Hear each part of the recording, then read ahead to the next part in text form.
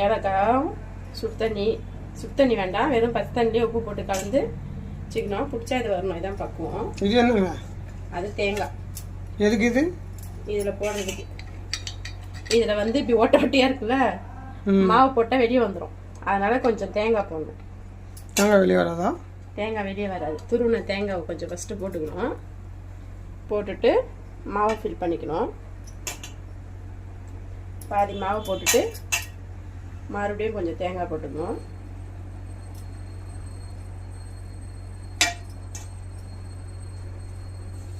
தண்ணி கொதிச்சிருச்சுன்னா புட்டு வேவறதுக்கு 2 நிமிஷம் தான் ஆகும்.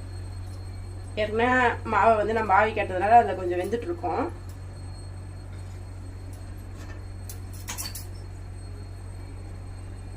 இப்போ இது வெந்தால் இதில் வந்து ஆவி வரும். ஆவி வந்தால் நம்ம அதை எடுத்துடலாம்.